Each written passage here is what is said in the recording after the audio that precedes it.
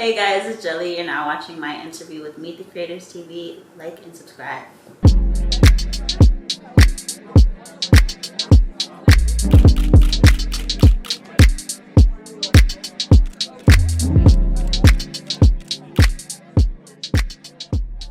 I'm Jelly. I'm 21. I'm from East Granby, Connecticut, and creatively I model and write spoken word.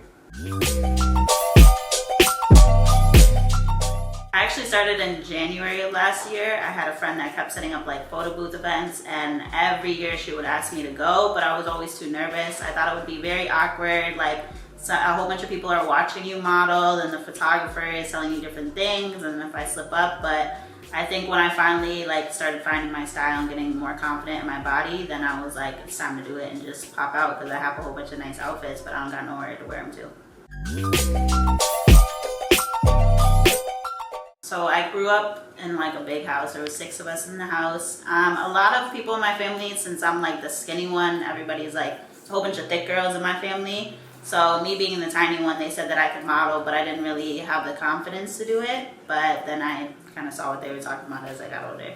I was born and raised in Avon. It's like a pretty good sized town, but it's mostly like rich white people. So there wasn't a lot of diversity in that town. And then in high school, I moved to like a country farmer white town that's East Granby. And I think both towns were kind of difficult because I wasn't exactly the richest person in the town. I was like lower middle class. So people didn't even believe that I lived in that town. They thought that I lived in Hartford, which is the capital. And then East Granby was definitely a very racist town. I was one of 5 graduating kids of color out of a class of 80.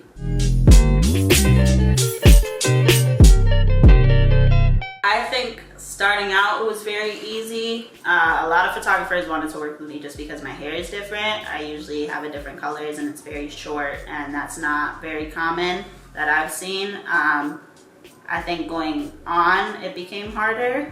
There's kind of like a little clique group, I would say, in Connecticut. So working with other photographers that aren't really in there, because if you have a bad experience with one photographer, the rest won't want to work with you. So then it became a little bit harder. But working outside and being able to work in different states helped me like branch out. I think I like working in Connecticut just because it's closer to home, and there's like, it's nice finding new locations that are close that you didn't really know were there.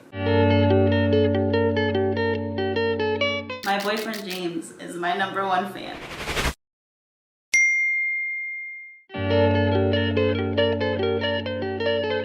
I think it's like inclusive but also selective at the same time. Now plus size modeling is a lot bigger, which is great, because I knew definitely like with big people in my family it was a lot harder to find like nice styles before, and it was definitely an issue. But I think if you're not in the certain range of either you're super skinny, you're slim thick, or you're thick or plus size, like it's hard to find jobs in that area.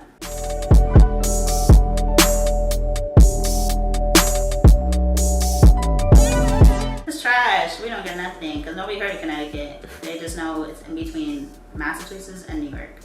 Tiny little state.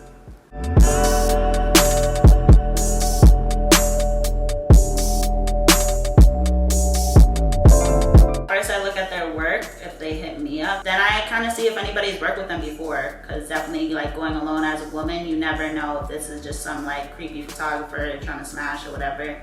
And then I see the locations that they have in mind, if it's close, if they want me to go far, what type of style they're looking for, if I'm comfortable with that, if I have any outfits to match, and go from there.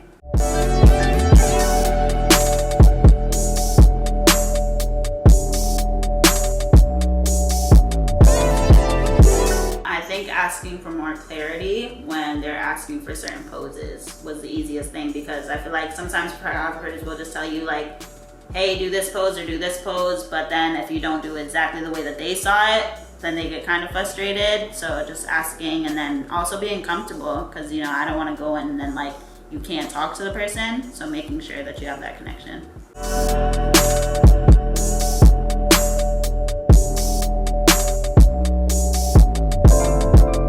Asking photographers that I really like their work to work.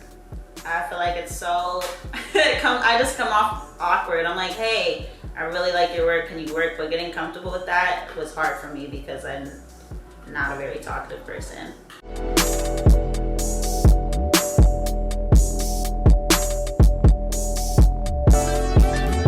I think it was the first time that I shot in front of a waterfall. I never saw one before, but also like doing something in a bathing suit that's actually near water. I feel like I'll do like a bathing suit inside of a bathtub, whatever, but being able to like climb over all those sharp ass rocks that were inside of the water and like walking across the cliff and just being comfortable just wearing the bathing suit walking around is definitely big for me. I think I kind of just hype myself up. I definitely notice when I'll fall off and like not be shooting as much.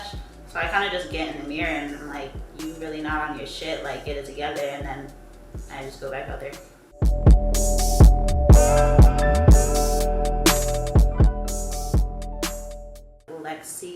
Lopez or something. I feel like she definitely always has different styles that she's always reaching into. It's never just one type of modeling that she does, which is really refreshing to see, because I feel like models will get comfortable and stay in one type of style, whether it's just like fall fashion or doing like some hot girl shit. It's always different. I definitely see people using like the same locations as her in Connecticut, like right after she does something. So that's pretty inspiring to see, like she's influencing a lot of people.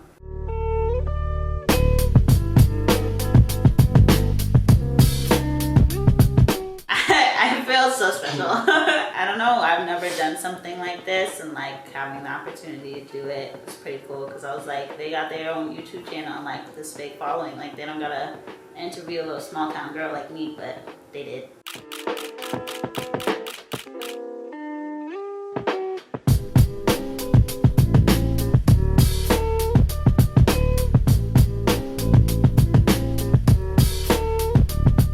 Thanks for watching my interview with Meet the Creator TV. Make sure you like, comment, and subscribe, and follow me on IG down below for some work I got coming.